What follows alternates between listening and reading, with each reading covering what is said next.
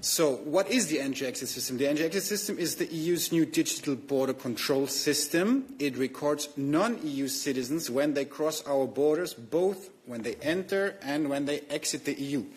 It does not apply to EU citizens. It applies to non-EU citizens.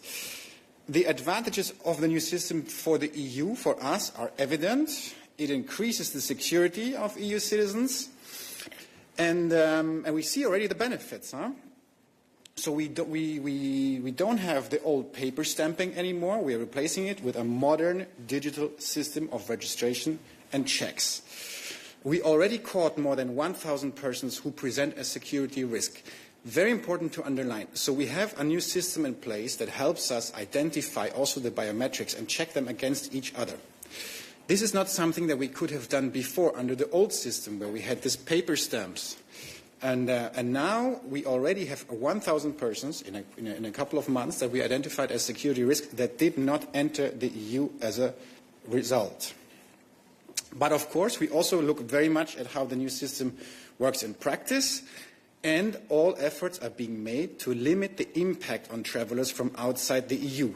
Now, in most EU airports, the impact is indeed limited. And another point to keep in mind, we're talking here in total about 1,500 border crossing points. 1,500 border crossing points where the new system has been introduced, is being applied, and works in most border crossing points well across 29 countries, to be clear. We already have more than 110, or almost 110, I believe, million entries and exits registered. 110 almost entries and exits registered. This is more than 2 million entry and exits every week. So we have a huge amount of travelers passing through in this new system, and a huge amount of registrations. The Commission has been continuously supporting Member States in tackling these challenges, and our support will continue to the fullest extent. And notably, in view of the summer, we have called for a meeting with the aviation industry. The meeting will take place tomorrow. It's a meeting at technical level, so this is with officials from DG Home. But also Commissioner Brunner is intensifying his contacts with ministers in the relevant Member States to also see what exact kind of support is needed. So now we understand that much of the challenges that are encountered in certain airports are not about the entry-exit system as such, but more about structural challenges that also have been in place before the new system came into place. In certain airports, that is, for example, staffing. So is there enough staff? Is the infrastructure ready? Is there maybe not enough space for the new technical capacity, and also airport capacity overall?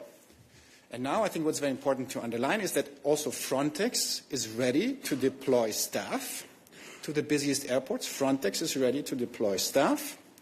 And Frontex will also be ready to help roll out the new pre-registration app that was developed for all member states. I don't know if all of you already know about these apps. There is this app that member states can use that has been developed to notably facilitate and automatize the registration, the pre-registration. And we see that those member states who already use it, for example, Sweden is a very good example, we see very good results.